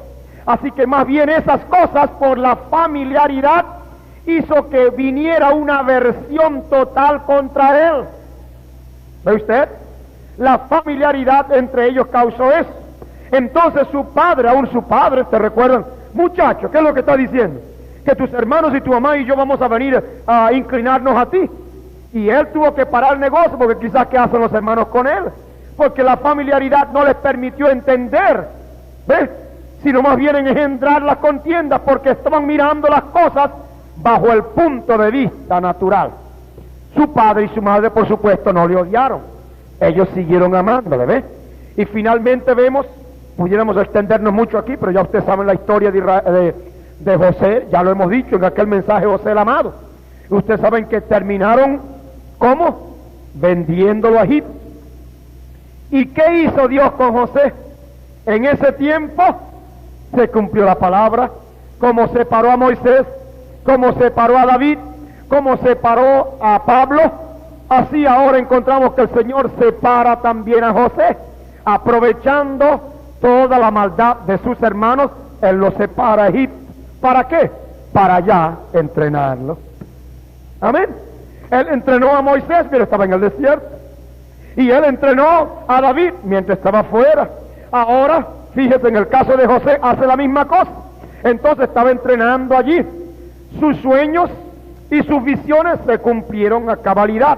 y él fue, como Moisés y como David, él fue usado para salvar su familia. Ya nosotros conocemos esta historia. Pudiéramos prolongarnos mucho más en este punto, o en estos diversos puntos de la Escritura, probando que la familiaridad, cuando no está gobernada y dirigida por el Espíritu de Dios, cuando no hay la revelación de la palabra, siempre casi engendra contienda. Pero cuando los seres son espirituales, repito, es imposible que esto suceda. ¿Por qué? Alguien tiene que ceder. ¿Está claro? Alguien tiene que ceder. Y cuando ese cede, el otro tiene que estar verdaderamente fuera de sus cabales para seguir peleando con el aire cuando aquel no quiere tener contienda. Amén. Así que, claramente por este sencillo relato nos damos cuenta que la familiaridad, cuando no está unida por el Espíritu, cuando no está bajo la luz de la revelación, usted siempre hallará contienda. Y por eso dije, el mundo se pone en guardia contra esta familiaridad para evitar la contienda. ¿Cuántos lo han entendido? Siendo que con el relato de José entra una verdad que le oí al hermano Hunt, quizás considero terminado hasta aquí esta parte del mensaje. Yo quiero ahora dar a luz algunos pensamientos aquí muy buenos que vinieron en el mismo mensaje. Estando José en Egipto, José tuvo dos hijos, ya sabemos, Efraín y Manasés, o mejor dicho, Manasés y Efraín. Manasés fue el mayor, Efraín el que le sigue. Esos hijos vinieron de una egipcia, ¿ves? La hija de Potiferá, sacerdote de On, de la alta alcurnia y sociedad en Egipto. Cuando vio que Faraón puso a José en la posición, él brindó su esposa o su hija para que fuera esposa de José. Entonces ahí está, de la tribu de José y egipcio, ahí están ligados, ¿ves? Ahí están ligados estos, y produce Manasés y Efraín. La Biblia dice, apúntala en Primera de Crónicas 5:2. La Biblia dice en Primera de Crónicas 5:2 que el derecho de primogenitura entre los hijos de Jacob fue de José. Pero luego hallamos que Efraín ejerció ese derecho. También, como dije al principio, era sabido que por Génesis 49:10, el cetro no sería quitado de Judá hasta que viniera Shiloh, hasta que viniera quien, el Mesías, hasta que se presentara la palabra de la promesa. Durante ese tiempo Judá debiera ser el mayorazgo, o sea, Judá, de él vendrían los reyes y los que gobernarían a Israel. ¿Por qué fue esto? Esto es lo que quiero llevarles ahora para que vean un asunto muy interesante en la Escritura. Jacob tuvo 12 hijos y una hija, Dina. 6 hijos de Lea. ¿Ve? 6 hijos de Lea. Ya ustedes saben, Rubén el mayor, y después Simeón, Leví, Judá, Isaacar, etc. Luego tuvo 2 de la sierva de Lea. Tuvo 2 de la sierva de Raquel. Y tuvo 2 de Raquel. ¿Ve? Era entendido que el mayor siempre recibía la bendición espiritual y la primogenitura. Esto sí era un solo hijo de una sola esposa. Pero siendo que Jacob tuvo 2 esposas, fue necesario partir las bendiciones, dando a uno la bendición espiritual y al otro la primogenitura, o sea, la bendición en lo natural. Ahora, sabemos que Rubén fue el primogénito de Jacob por Lea. ¿Cuántos saben eso? Pero él perdió el derecho a la primogenitura. Usted en Génesis 35:22 y en la porción que le di ahora al rato, Primero de Crónicas 5:2, usted encuentra que Rubén pierde la primogenitura porque él violó el lecho de su padre. ¿Ves? Él durmió con una de las concubinas de Jacob, por lo cual violó el lecho de su padre. Entonces no pudo heredar la bendición espiritual, a él le correspondía. ¿A quién le tocaba entonces? A Simeón. Simeón seguía y luego después seguía Leví. Ahora, ¿por qué no le fue dado a Simeón y por qué no le fue dado a Leví? Ninguno de estos tampoco pudieron heredarla por causa de su hermana Dina. ¿Se recuerdan que cuando acababa de llegar Jacob de Labán, como aquel príncipe violó a Dina? Y entonces estos dos hermanos sintieron el peso de la carga y engañaron a la gente. Ellos hicieron que el pueblo, los varones, se circuncidaran. Y cuando estaban en el dolor, entraron y los mataron a todos.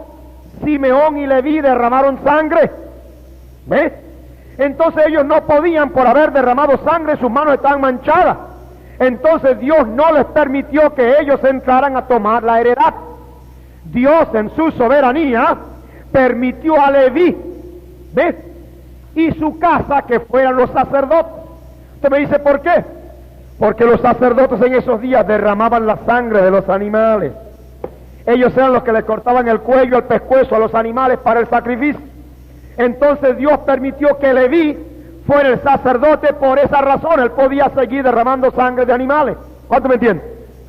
Entonces, no pudiendo ya Rubén, ni pudiendo ya tampoco Simeón, y tampoco pudiendo serlo Leví, ¿quién era el cuarto en el orden? Judá. Entonces la primogenitura cayó en el cuarto hijo, Judá. ¿Se están dando cuenta? Judá fue de la primera esposa y recibió la bendición espiritual porque Judá estaba sin falta y era el próximo en el orden para llevar la bendición. ¿Cuánto lo entienden? La otra bendición, como tenía que partirse, le fue concedida a José, quien vino por Raquel, la otra esposa. Teniendo dos esposas, tuvo que partir a uno la bendición espiritual y a otro la bendición de la primogenitura en lo natural. ¿Lo entiendes? Entonces a Rubén le correspondía, la perdió. Siguió Simeón, la perdió. Siguió Leví, la perdió. Le tocó a Judá. Él no tenía mancha ni nada. A Judá Dios le dio la bendición espiritual. ¿Está claro? Pero ahora corresponde a la otra bendición. Entonces Dios resolvió dársela a ¿quién? A José. ¿Ves? Entonces, por eso Jacob resuelve dar la bendición a José. Ahora fíjense en este detalle. José vino por Raquel. La bendición de José tenía que pasar a sus descendientes. Por eso vemos algo extraordinario que sucede en el capítulo 48:5 de Génesis. ¿Ves? Para Jacob asegurar que el linaje de José permaneciera y que recibiera el linaje de José la primogenitura, ¿qué hace José? ¿Qué hace Jacob? Jacob adopta a los dos hijos de José. Busquen conmigo en Génesis 48:5. Ahora tus dos hijos, Efraín y Manasés, que te nacieron en la tierra de Egipto, antes que viniese a ti a la tierra de Egipto, míos son. Él los adopta. Como Rubén y Simeón, así estos serán míos. ¿Cuánto lo entienden? ¿Ves? Aquí hallamos a Jacob procurando ahora que la bendición de la primogenitura que pertenece a José, como él estaba casado, era con una hija de un hombre egipcio.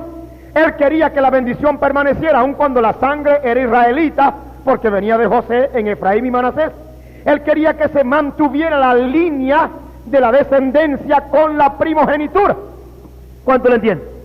Entonces, no solamente los adoptó, dice el verso 5, sino que en el verso 16 dice, el ángel que me liberta de todo mal bendiga estos mozos, y mi nombre sea llamado en ellos. Amén. Los adopta y les pone su nombre. Mi nombre sea llamado en ellos y el nombre de mis padres Abraham e Isaac. ¿Ve usted? ¿Cuánto me están entendiendo? ¿Ve? Fíjese ahora. Entonces él los adopta y les da su nombre. Por eso vinieron a ser tribus en Israel. ¿Ve? Ahora fíjese la elección. Ya ustedes saben cómo le estaba bendiciéndolo. ¿Ve? Y cruzó las manos alrededor y puso la mano derecha, en vez de ponerla sobre Manasés, la puso en Efraín, y la izquierda la puso en Manasés. Y cuando José le dice, no, así padre mío, porque este es el mayor, dice, no, Dios me ha cruzado las manos, probando que la bendición venía por el menor a través de la cruz. Ya ustedes saben esa lección, ¿cuántos lo saben? Amén. Entonces Efraín llega a ser el primogénito. Por eso en el libro de los Salmos está escrito, Efraín es mi primogénito. ¿Por qué? Porque Efraín vino de José, y estando como José, José murió y fue enterrado en Egipto, aun cuando trajeron sus huesos para acá. Pero entonces Efraín es el que ejerce la primogenitura. Estos dos hijos, fíjense que extraordinario, son los primeros que reciben la bendición de Jacob.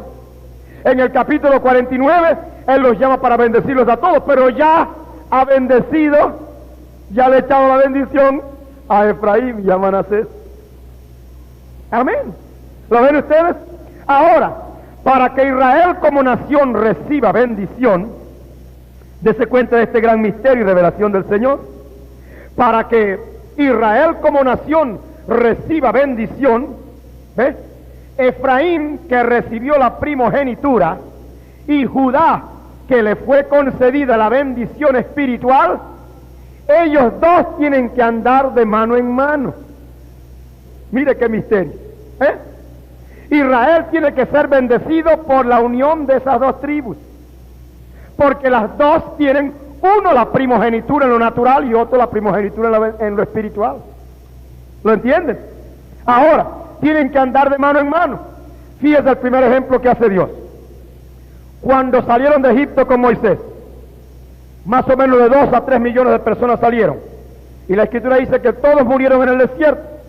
Pero Dios, fíjese cómo Dios conserva, justamente de todos esos que murieron, Dios conserva a uno de la tribu de Judá y a uno de la tribu de Efraín, un efrateo. ¿Quiénes son esos? Usted sabe, Josué y Caleb. Caleb es de la tribu de Judá y Josué es de la tribu de Efraín. ¿Cuánto lo entienden?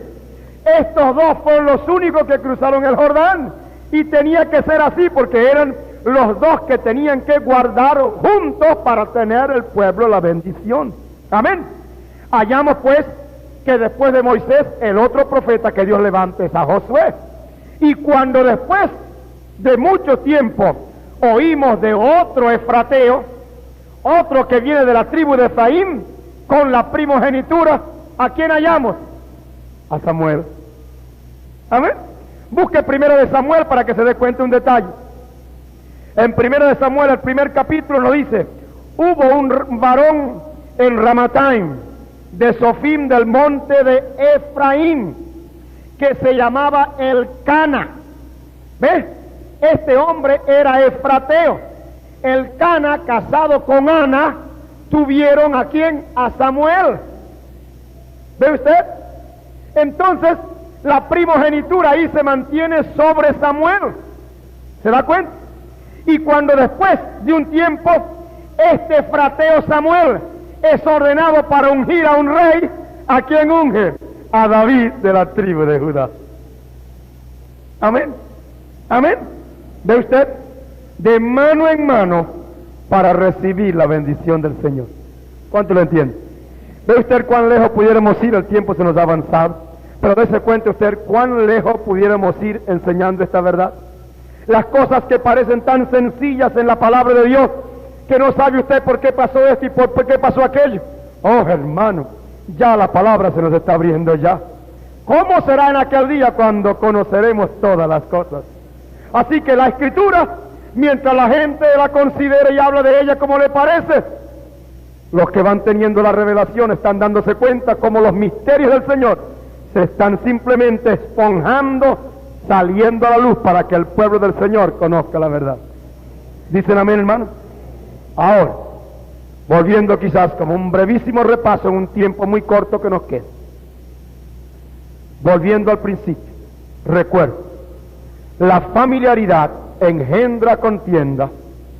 ¿Cuándo? Cuando está ausente la espiritualidad y cuando está ausente la revelación. ¿Por qué?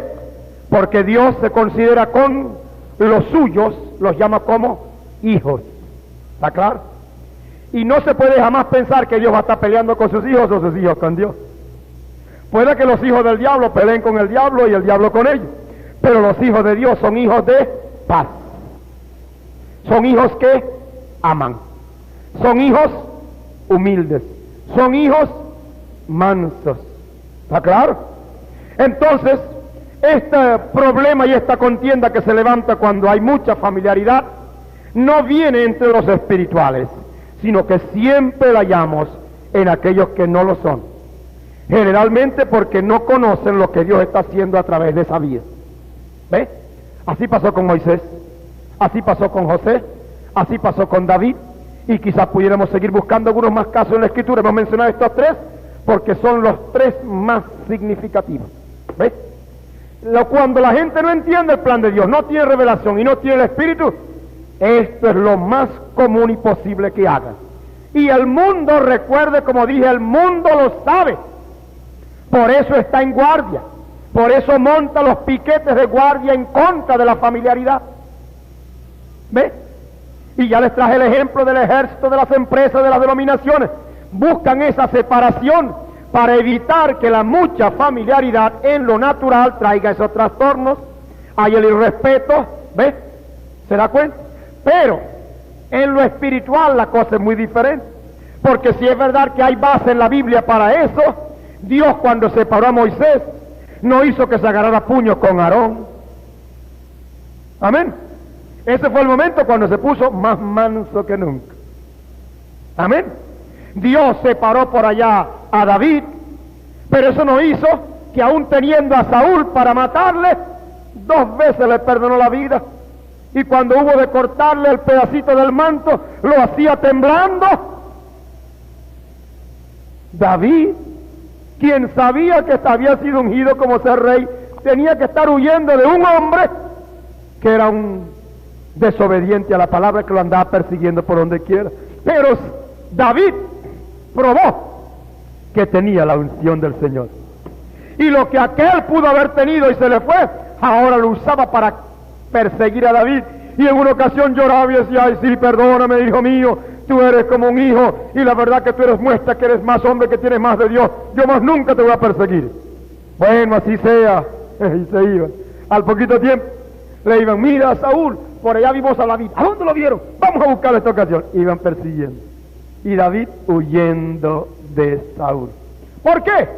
Saúl ya no tenía el Espíritu de Dios, pero David ahora era cuando lo tenía. Y hay que ver, hermano, en aquel tiempo se necesitaba tener verdaderamente el Espíritu de Dios para acercarse al enemigo, para que los que estaban alrededor le dijeran: te lo presentó Dios, déjamelo a mí si tú no quieres. De una sola lo clavo con el suelo. Un momento, dijo David. David se dio cuenta que el diablo estaba hablando allí. No, esta no es la manera. Líbreme de tocar el ungido de Jehová. ¿Tenía el Espíritu de Dios David o no? Lo tenía.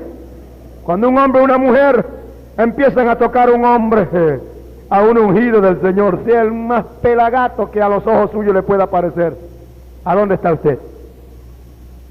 ¿Qué espíritu tiene usted? ¿Tiene razones?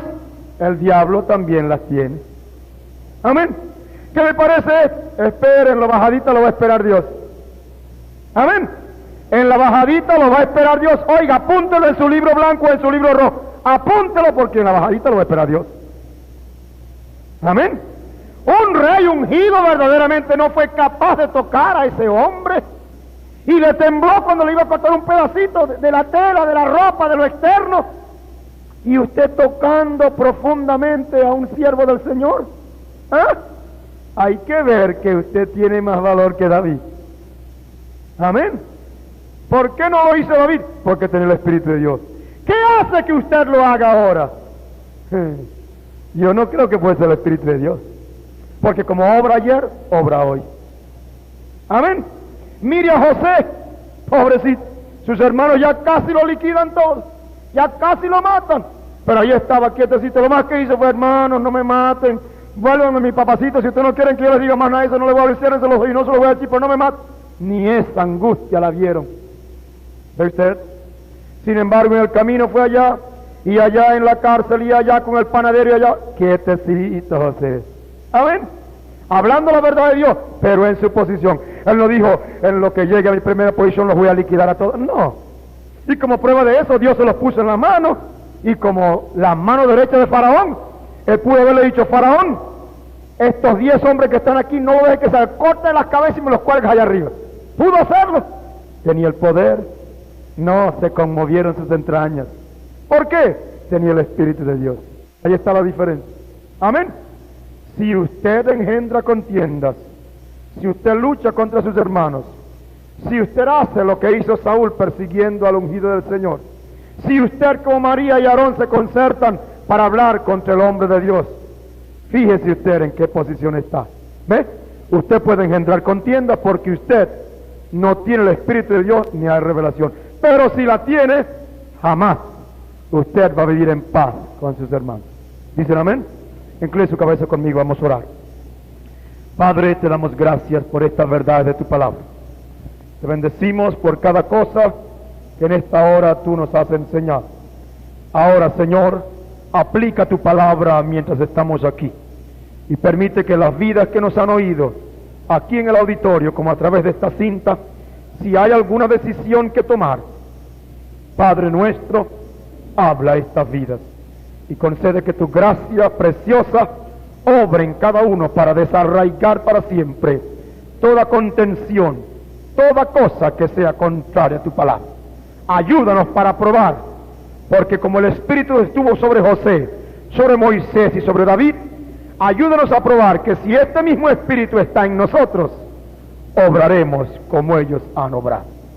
Tú recibirás la gloria y la bendición. En el nombre de Jesús te la tributamos. Amén y amén. Este mensaje fue predicado el día 12 de marzo del año 1967. Esperamos sea una revelación viva para usted.